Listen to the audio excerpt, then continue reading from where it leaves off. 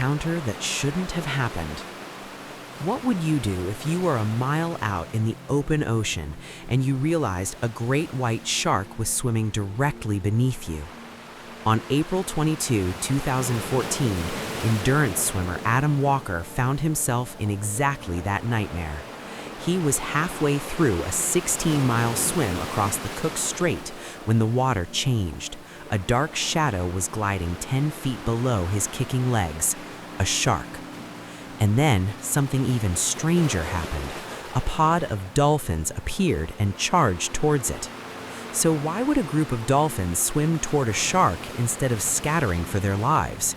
And more importantly, why did one of the most feared predators on the planet turn its tail and vanish the moment the dolphins showed up? The answer isn't just about who has the bigger teeth. It's about a specialized type of violence that sharks were never built to handle. The circle, tactical protection. As the dolphins reached Adam, they didn't just play around him, they formed a tight, synchronized circle. Adam was in the dead center and the dolphins were on the outside, moving like a single, rotating shield. This wasn't a fun encounter, it was a deliberate, tactical formation. For nearly an hour they stayed like that, escorting him through the danger zone. And beneath them, the shark never struck. It circled, it watched, and eventually it just gave up. Now, on paper, this makes zero sense. A great white shark has rows of serrated teeth and a bite force that can literally crush a car engine. A dolphin? It's a third of the size. It has no claws, no tearing teeth, and no armor. So why does the shark hesitate? Why doesn't it just smash through the circle and take what it wants? The pattern nobody talks about. This wasn't some one-off miracle either. In 2004, off the coast of New Zealand, a lifeguard named Rob Howe and 3 other swimmers experienced the same thing. A pod of dolphins appeared out of nowhere, surrounded them, and physically blocked them from swimming toward the shore. At first, the swimmers thought the dolphins were being aggressive, until they saw the 10-foot great white circling just yards away. Every time a swimmer tried to drift away from the group, a dolphin would nudge them back into the center. They knew exactly where the shark was before the humans even saw a fin. And again, the shark stayed back. This raises a massive question. Is this altruism? Are dolphins trying to be heroes? Or is there something much darker happening under the surface? A biological war that's been going on for millions of years? The problem with power: shark versus system. Here's the mistake most people make. They think the ocean is an arena for strength versus strength, shark versus dolphin, predator versus prey. But the ocean doesn't care about who's tougher, it cares about who's more efficient. In the wild, winning isn't about killing, it's about not getting hurt. This is where the shark's entire worldview falls apart, because to a shark, a dolphin pod isn't just a group of animals, it's a system with too many variables to calculate.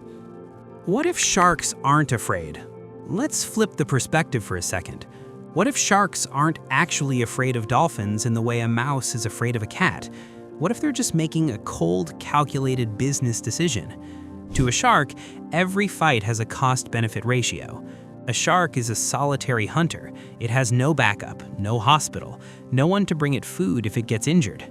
If a shark takes even a minor hit to its gills or its underbelly, it's a death sentence. It won't be able to swim fast enough to hunt, which means it will starve. When a shark looks at a dolphin pod, it's looking at a losing situation. It's not a fight, it's a high-speed car crash waiting to happen. The real fight, the battering ram strategy. How does a cute dolphin actually hurt a shark? Most people don't realize that a dolphin's snout, that beak we love to see in photos, is actually a biological battering ram. It's made of incredibly dense, thick bone.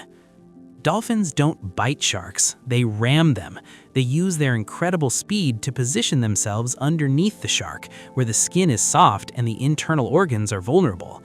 Then they slam into the shark's underbelly or its gills at full speed. Imagine a 300-pound block of solid bone hitting you in the ribs at 25 miles per hour. It causes massive internal bleeding. It collapses the lungs. It ruptures livers. A single well-placed hit from a dolphin can paralyze a shark or destroy its ability to breathe. And dolphins don't just hit once, they coordinate. While one dolphin distracts the shark's head, another is coming in from the blind spot to deliver a killing blow to the gills. Speed versus control, the maneuverability gap. Sharks are built for burst speed. They're the drag racers of the ocean, fast, direct, and deadly in a straight line. But they have a massive weakness. They can't turn on a dime. Their skeletons are made of cartilage, which is great for flexibility, but they lack the complex muscle control that mammals have. Dolphins, on the other hand, are built for aerobatics. Because they are mammals with horizontal tail flukes, they can pitch, roll, and change direction instantly. In a fight, the dolphin is always behind the shark. The shark is constantly trying to find the target, while the dolphin is already repositioning for another strike. To a shark, fighting a dolphin is like a boxer trying to fight a swarm of hornets. You can't hit what you can't catch. The intelligence gap, strategic warfare. Now add the brain factor. Dolphins aren't just animal smart, they are strategic. They use high-frequency echolocation to X-ray the shark in real time. They can literally see where the shark's internal organs are. They know exactly where the soft spots are. They also communicate. Using a complex series of clicks and whistles, they can coordinate a flanking maneuver in the middle of a high-speed chase. One dolphin plays bait, drawing the shark's attention, while 3 others move into a strike position. Imagine trying to fight an opponent that sees you before you see them, predicts your every move, and has 3 friends calling out your weaknesses over a radio. That's not a hunt anymore. That's an execution. The risk no shark wants to take. This is why the shark leaves. It's not that the shark couldn't kill a dolphin, it absolutely could. If a great white gets one good bite on a dolphin, it's over. But the risk of getting rammed in the gills before that happens is too high. Sharks are the ultimate risk managers of the sea. They want the easy kill. They want the dying seal or the wounded fish. They don't want to fight a coordinated squad of high-intelligence mammals that are willing to die to protect their own kind. The truth about rescuing humans. So why did they save Adam Walker? This is where the mystery gets deep. Are dolphins guardians of humanity? Probably not. The truth is likely more mechanical. Dolphins live in tight-knit social structures called pods. Their entire survival strategy is protect the group. When a threat, like a great white, appears, their instinct isn't to run, it's to form a defensive perimeter. To the dolphins, Adam Walker wasn't necessarily a friend. He was just a slow-moving, vulnerable creature in the middle of their territory. By surrounding him, they weren't necessarily choosing to save a human, they were simply maintaining their formation. They were clearing the area of a predator. Adam just happened to be inside the safe zone. Who's really in control? This brings us back to the original question: why do sharks run?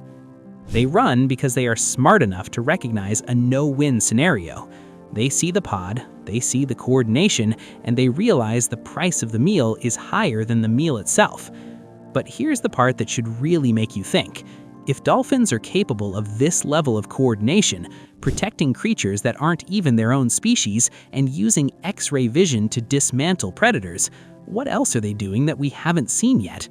Are we looking at a friendly neighbor of the sea, or are we looking at the ocean's most sophisticated security force that just happens to let us swim in their backyard? The ocean isn't just a place of teeth and blood, it's a place of high-level strategy and ancient rivalries. Sometimes the most dangerous thing in the water isn't the one with the biggest mouth, it's the one with the biggest brain. If you want to keep diving into the hidden rules of the natural world and seeing the stories the textbooks miss, hit that subscribe button, because the next predator we're looking at, it might be even more calculating than the dolphin. Thanks for watching.